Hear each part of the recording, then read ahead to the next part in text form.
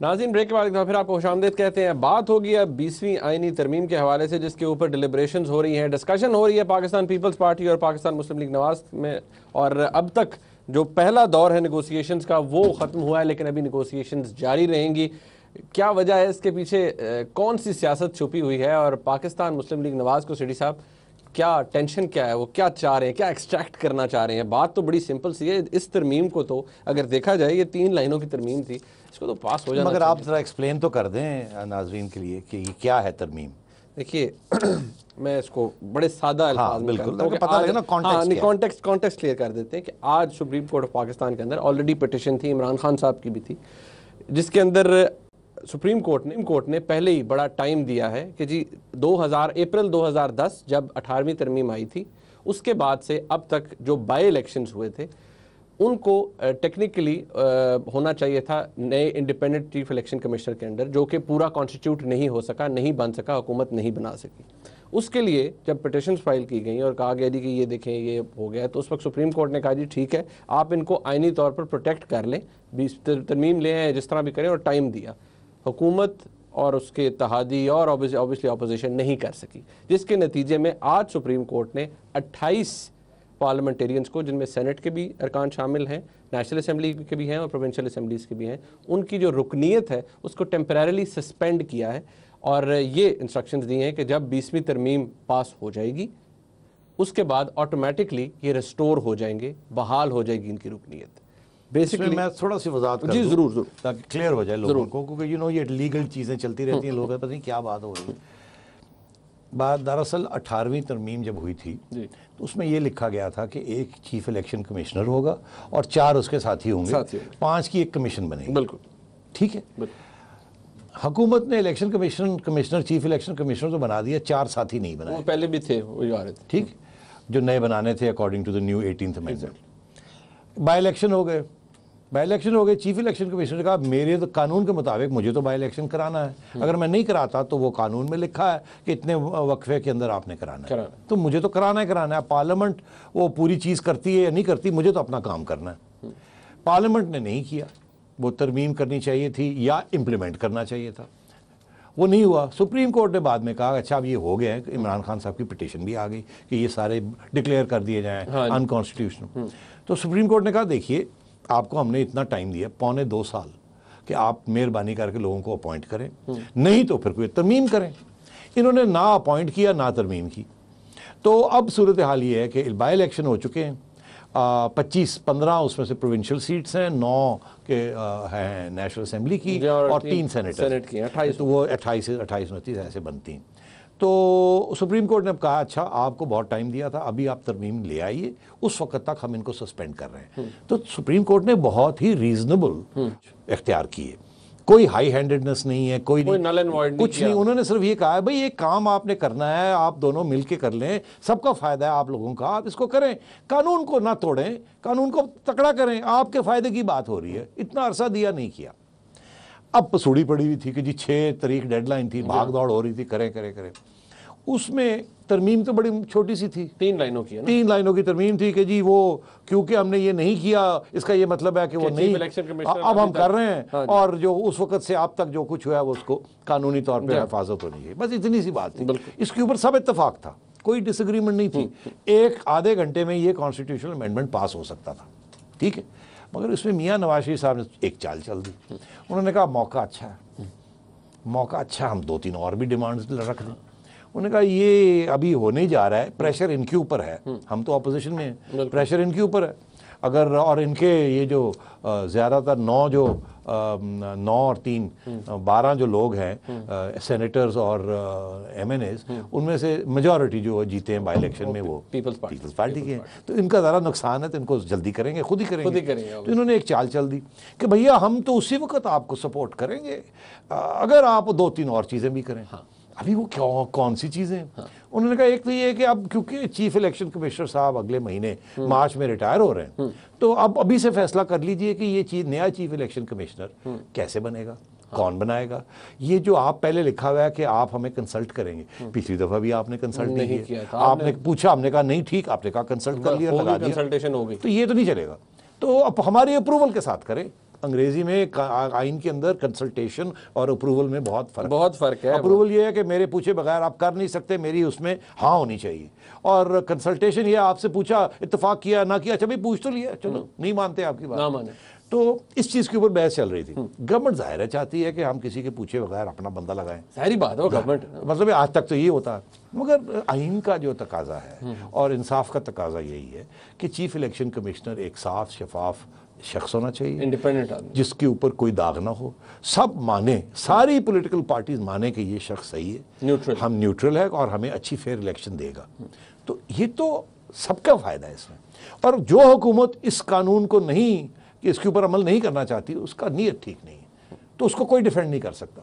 तो इसलिए ये जो डिमांड है मियां नवाज शरीफ साहब की कि जो चीफ इलेक्शन कमिश्नर है उसको भी साथ हमारे साथ अभी बात कर लीजिए कि अब आगे जाके अगले महीने बनाना है, तो अभी बता दीजिए फिर क्या लेन देन होगी, हमारी इत्तेफाक होगा कि नहीं होगा। अच्छा, इस चीज़ के ऊपर फंस, जैसे कहते हैं ना वो पेचा चल रहा था, गवर्नमेंट को एहसास हो गया कि ये डिमांड फेयर है, और यहाँ तक कि अब मीडिया, आप लोग, हम लोग सब सपोर्ट कर रहे हैं। अब हम इसी डिमांड को सपोर्ट करेंगे कि फ्री एंड फेयर इलेक्शन होनी चाहिए और चीफ इलेक्शन कमिश्नर तकड़ा, साफ, शफाफ, न्यूट्रल आदमी होना चाहिए। पुराने ज़माने गए कि अपना लगा दिया और मोहरें लगवा ली, वो नहीं होगा, हम नहीं मानते। तो अब हुकूमत को एहसास हो गया कि ये कंसीड करना पड़ेगा।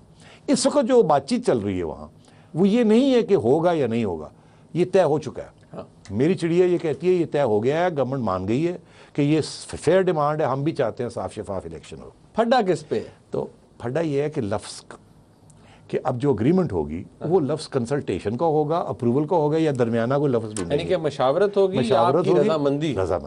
तो मशावरत और रजामंदी के या मिला दिया जाएगा या उसके दरमियान में कोई लफ्ज़ ढूंढा जाएगा जिससे ये इत्तफाक हो जाए कि मशावरत भी होगी, रजामंदी भी होगी। और मेरा ये ख्याल है कि फाइनल कंक्लूजन यही होगी कि ये अग्रीमेंट ही होगी कि 3 नाम जो है ना वो रजामंदी के साथ, मशावरत नहीं, रजामंदी के साथ 3 नाम दिए जाएंगे टू द कमेटी, जो पार्लियामेंट्री कमेटी है जो कि ये फैसला करेगी कि चीफ इलेक्शन कमीशन जो है वो किस, उसमें से फिर वहाँ जो लोग बैठे होंगे वो तीनों ऐसे होंगे जो सबको एक्सेप्टेबल होंगे, उसमें से फिर एक जो है वो ये सिलेक्ट कर लेंगे, ये जाके यहाँ बात खत्म होगी। नहीं तो केयर टेकर सेटअप उसके ऊपर। अच्छा, अब care taker setup is a more difficult proposition, because हमेशा ये रहा है कि केयर टेकर को भी न्यूट्रल होना चाहिए, मगर यहाँ 2 प्रॉब्लम्स हैं।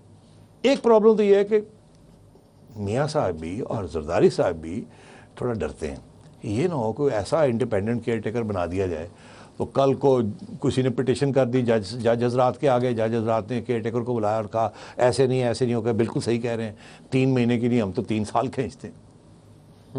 इसी ये एक थ्योरी तो चल रही है ना बैकग्राउंड में कि जी वो तो 3 साल देख के टेकर आ रहे ने, वो जरदारी साहब की भी टांगे खड़कती हैं, मियाँ साहब की भी टांगे खड़कती हैं, और वो सिलेक्टेड होंगे। तो इन्होंने जो अब केयर टेकर एडमिनिस्ट्रेशन है उसका भी तो सोचना है ना कि वो किस किस्म की होगी, वो ऐसे ही ना हो कि वो केयर टेकर प्राइम मिनिस्टर और केयर टेकर एडमिनिस्ट्रेशन ऐसी बने कि वो जनाब जहाज को कहीं और ही ना ले जाए। जैसे ज़िया साहब हुआ 90 दिन का था, 90 दिन का और कुछ और हो गया, और यहाँ तो सो बोथ साइड्स।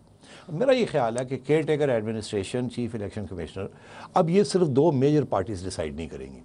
मेरा ख्याल है कि इसमें पीपल्स पार्टी की तरफ से भी और नवाज शरीफ साहब की तरफ से ये एक पेशकदमी होगी, या हो रही है या होने वाली है, कि बाकी जो पार्टीज़ हैं जो पार्लियामेंट में नहीं है इस वक्त, उनको भी दायरे में लाया जाए, उनको भी रजामंदी ली जाए, उनको भी अग्रीमेंट करवाई जाए, ताकि कल को कोई अगर हाईजैक करने जाए केयर टेकर गवर्नमेंट को तो वो बिल्कुल मुमकिन ना हो सके। तो इसमें पीटीआई से भी कंसल्टेशन करेंगे, और मैं समझता हूँ इससे बेहतर कोई चीज़ हो नहीं सकती कि सब एक ही सफ़े पे सब मिल के सियासतदान फॉर वंस कि एक अच्छी चीज़ इकट्ठे मिलके कर लें इस मुल्क के मफाद में, फॉर वंस कि भाई हम सब मानते हैं कि जी केयर टेकर एडमिनिस्ट्रेशन भी अच्छी होगी और वो हाईजैक नहीं करेगी और वो अपने स्ट्रेट पाथ पे चलेगी, अगर इधर उधर से कोई इशारे भी आए तो वो तगड़े एजेंडे नहीं, कोई इधर नहीं हो। तो ये भी एक पीछे, दोनों के पीछे ये चल रहा है। अच्छा, इसलिए मैं समझता हूँ कि सोल्यूशंस मिल जाएंगी। अच्छा, शोएब साहब हैं, पहली स्टेज पे आपको चीफ इलेक्शन कमीशन की रास्ता मिल जाएगा, ड्यूरिंग उसके बाद डिस्कशन शुरू हो जाएगी on the question of the caretaker administration, और मैं समझता हूं कि by after the senate elections उसके ऊपर भी अग्रीमेंट हो जाएगी। हो जाएगा गा ना, आप गी ना जिसको बनाया अग्रीमेंट, अंग्रेजी का लफ्ज़ था। शोएब साहब हैं हमारे साथ, अस्सलाम वालेकुम जी। अस्सलाम वालेकुम जी। जी जी वालेकुम। मेरा सेठी साहब से सवाल है कि जब तहरीक इंसाफ के बारे में कहा जाता है कि वो एस्टेब्लिशमेंट उसको सपोर्ट कर रही है, तो उसमें जावेद हाशमी साहब भी शामिल हो गए हैं जिनकी एक जद्दोजहद है, और एयर मार्शल असगर साहब भी हैं जिनकी पिटीशन है अदालत में। तो इस पे थोड़ी सी रोशनी डाल दें। नहीं, आप सही कह रहे हैं। मेरी भी उम्मीद ये है कि ऐसे लोग और ज्वाइन करेंगे जो कि एंटी इस्टेब्लिशमेंट हैं, और वो जो कुछ लोग प्रो इस्टेब्लिशमेंट थे वो माइनॉरिटी में हो जाएंगे, और इस्टेब्लिशमेंट को भी एहसास हो जाएगा कि पार्टी में तो ठीक है, एक थर्ड फोर्स को सपोर्ट किया उन्होंने against main stream, 2 main stream parties. अब मगर देखिए, जब इतनी बड़ी फोर्स बन जाती है, जैसे इमरान खान साहब कहते हैं कि जब इतनी बड़ी फोर्स बन जाए तो फिर वो पीछे नहीं देखते, वो आगे देखते हैं। और इमरान खान साहब को भी एहसास है या हो जाएगा कि कोई भी इस मुल्क में अब प्रो एस्टैब्लिशमेंट पार्टी जो है ना वो चल नहीं सकती, बिकॉज एस्टैब्लिशमेंट स्टेटस को का नाम है। इमरान खान तब्दीली लाना चाहते हैं, तब्दीली लाएंगे तो एस्टैब्लिशमेंट के साथ छोटी मोटी टक्कर तो लेनी पड़ेगी। उन्होंने याद रखना चाहिए, और जावेद हाशमी साहब ने कहा था ना, बागी है वो। खान साहब को भी बागी होना पड़ेगा। नाज़रीन, एक ब्रेक ले लेते हैं यहाँ पर। ब्रेक के बाद आपकी कॉल्स होंगी, हमारे साथ रहिएगा।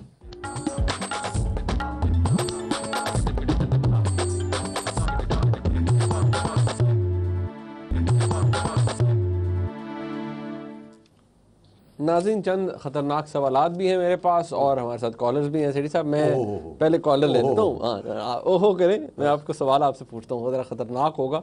सो यू बेटर बी खबरनाक या खतरनाक? नहीं, खतरनाक। खबरनाक तो फिर आपको पता है, जियो का शो। नाज़रीन, हमारे साथ कॉलर जी, अस्सलाम वालेकुम। जी वालेकुम सलाम। जी हजूर। मैं राजेश बात कर रहा हूँ मुल्तान से। जी जी। ये सेठी साहब बहुत अच्छा प्रोग्राम करते हैं, मैं रोजाना देखता हूँ। तो लेकिन शिकवा मेरा ये है कि सेठी साहब ने कभी सराकी सूबे के हवाले से कोई प्रोग्राम नहीं किया। 6-7 करोड़ सराकी लोग हैं, उनका मसला है। तो मैं सेठी साहब से ये पूछना चाहता हूँ कि गिलानी साहब ने भी कल कहा है कि सराकी सूबे के खिलाफ साजिशें हो रही हैं, तो आप की हर साजिश पर नजर होती है, तो ये बताएं कि ये साजिशें कौन कर रहा है? मेहरबानी। शिकवा और जवाब शिकवा ये है कि साजिश कोई नहीं हो रही, सियासत हो रही है। अगर आप समझते हैं कि सियासत सारी साजिश होती है तो वो भी सही बात है। अर्ज़ ये है कि नया सूबा नहीं बन सकता जब तक 2-3 तिहाई से पंजाब असम्बली इसको पास ना करे। इसमें मियाँ साहब की रजामंदी चाहिए, फिर आगे असम्बली में जाएगा, पार्लियामेंट में, नेशनल असम्बली में, और वहाँ भी 2/3 मेजॉरिटी चाहिए। तो ये इतना आसान काम नहीं है, इसके लिए बहुत होमवर्क करना पड़ेगा। मैं समझता हूँ कि ये एजेंडे पे आइटम आ चुका है, और इसके साथ सिर्फ सराइकी नहीं, और भी प्रोविंसेस या स्टेट्स छोटी बनानी पड़ेंगी। अभी वो मुश्किल हालात इसलिए हैं क्योंकि अब ये हुकूमत आखिरी लेग्स पे है, ये पार्लियामेंट जो है, और किसी दिन भी अगले 3-4 महीने में एक नई इलेक्शन कॉल हो सकती है। तो इसलिए ये शायद वक्त अब नहीं है कि एक नया सूबा बनाया जाए। मगर आज भी अगर मियां नवाज शरीफ साहब और जरदारी साहब इत्तेफाक कर लेते हैं कि ये सराइकी प्रोविंस बनानी है तो वो बन सकती है। मगर ये आपको सोचना चाहिए कि क्या इस मुल्क में सिर्फ एक और ही प्रोविंस बना के और ख़त्म कर दिया जाए मसला, या और भी बहुत सी रीज़न्स हैं प्रोविंसेस बनाने के। एडमिनिस्ट्रेटिव रीज़न्स भी हैं, सियासी रीज़न्स भी हैं। आपको पता है फिर वो हज़ारा वाले भी लगे हुए हैं, और भी छोटी छोटी चीज़ें बन जाती हैं। तो मेरा ख़्याल है ये कि एक इस किस्म की रजामंदी, एक नया सोशल कॉन्ट्रैक्ट बनना चाहिए कि ये फेडरेशन किस किस्म की है, क्या हमारे हक़ाइक़ हैं और हुकूक हैं, और इन दोनों चीज़ों को सामने रख के अगली नई पार्लियामेंट जो है, मेरा ख़्याल है आप सियासी जमातों को अपने इलेक्शन मैनिफेस्टोज़ के अंदर बड़ा वाज़े कर देना चाहिए कि वो और प्रोविंसेस बनाना चाहते हैं कि नहीं बनाना चाहते, और फिर जब वो अगली पार्लियामेंट आए तो ये सवाल खड़े होने चाहिए। मैं बिल्कुल हक़ में हूँ, सिर्फ सराइकी नहीं, मैं तो चाहता हूँ कि और भी जितनी प्रोविंसेस आप बना सकते हैं बनाइए। तो मुझे तो कोई ऑब्जेक्शन नहीं है इसके ऊपर। साजिश नहीं हो रही है, मुश्किलात हैं, और फिर सियासत है क्योंकि कुछ लोगों को फ़ायदा हो जाएगा, पीपल्स पार्टी का फ़ायदा हो जाएगा सराइकी प्रोविंस अगर अभी बन जाती है इलेक्शन में, क्योंकि वो नंबर उनके लग जाएंगे। मियाँ साहब ऑलरेडी कमज़ोर हो चुके हैं साउथ पंजाब में, क्योंकि वो PTI वाले जो हैं वो वहाँ दंदनाने लगे हैं, तो इसलिए मियाँ साहब घबरा रहे हैं। मगर ये रुकेगा नहीं ये डिमांड। ये अगली पार्लियामेंट में यकीन रखता हूँ, अगर ये पार्लियामेंट नहीं तो अगली पार्लियामेंट में सराइकी और प्रोविंसेस का मसला भी हल होगा। सेठी साहब, हमारे साथ कॉलर हैं नदीम मलिक साहब लाहौर से। जी अस्सलाम वालेकुम। जी अस्सलाम वालेकुम। जी वालेकुम। जी मेरा सवाल है जी सेठी साहब से कि अगर इमरान खान साहब किसी भी स्टेज पे उसके साथ कोलिशन में जाते हैं MQM के साथ, तो क्या उनको कोई नुकसान हो सकता है सियासी तौर पर पंजाब में? बड़ा ज़बरदस्त सवाल है। वाह, बातें तो सुनने में आ रही हैं कि MQM वाले कहते हैं हम तो तैयार हैं, और इमरान खान की तरफ से भी, उनकी डायरेक्ट तरफ से नहीं मगर कुछ इधर उधर से कुछ चिड़ियाँ उड़ रही हैं जो ये बात शुरू कर रही है कि क्या इलेक्शन, क्या अलायंस हो सकता है। अब सवाल ये है कि क्या इलेक्शन से पहले अलायंस होगा, इलेक्शन के बाद होगा जब गवर्नमेंट फॉर्मेशन आएगी, या कोई सीट एडजस्टमेंट्स हो सकती है।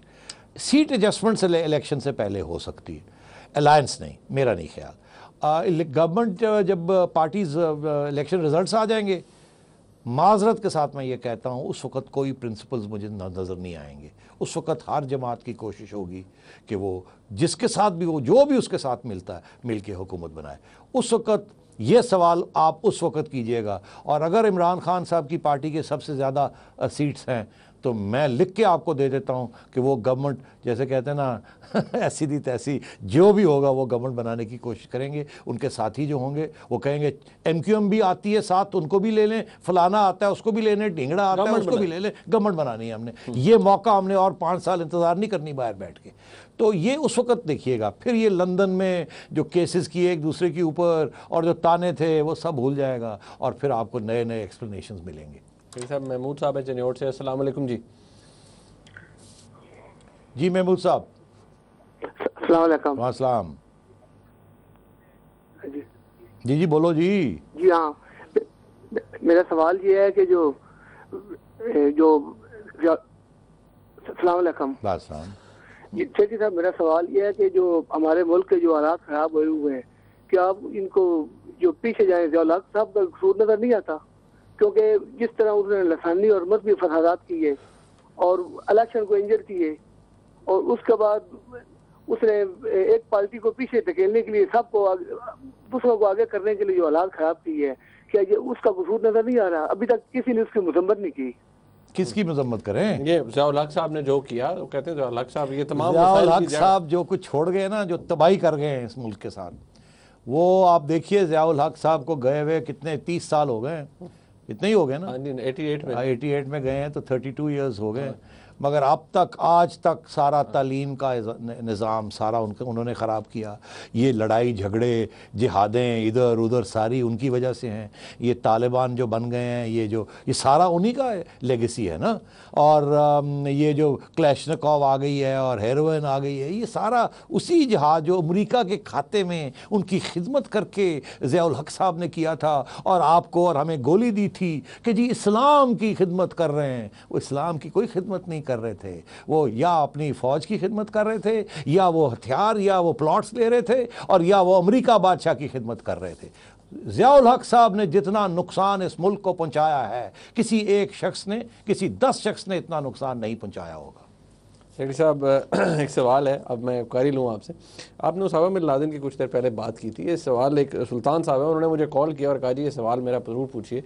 अब वो सवाल ये है जी कि मियाँ नवाज शरीफ साहब का कोई बड़ी क्लोजनेस थी इनके साथ, उसामा बिन लादेन साहब के साथ, और कहा जाता है कि खालिद ख्वाजा साहब ने लिखा भी था कि जी ये कोई मुलाकात भी हुई थी और पैसे भी दिए मियाँ साहब को। ये कहाँ से सवाल निकाल लिया आपने? बस है ना, जवाब दे। ये रिग्ड है। नहीं रिग्ड नहीं है, सवाल है सेठी साहब, हद होगी, जवाब दे। वो मेरे से गलती से उसामा बिन लादेन का नाम ले लिया और आपने ये ढूंढ लिया कोई सवाल। नहीं मैंने देखिए इसमें कोई शक नहीं है कि उसामा बिन लादेन एक ज़माने में पाकिस्तान आए, पेशावर आए, वहाँ से अफ़गानिस्तान गए और सोवियत यूनियन के ख़िलाफ़ उन्होंने बहुत बड़ी फंडिंग की थी मुजाहिदीन को।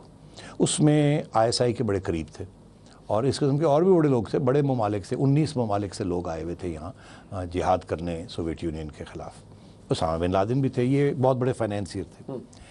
जब मोहतरमा की हुकूमत आई, आपको याद होगा कि उस वक़्त तक तो मियाँ नवाज शरीफ साहब जो थे ज़िया साहब के बड़े करीब थे ड्यूरिंग द 1980s, और उसके बाद 90 में जब इलेक्शन होने आई 88 में 89 में, तो मोहतरमा का के बारे में ये कहा जाता था कि वो लिबरल है और अमेरिका के करीब है।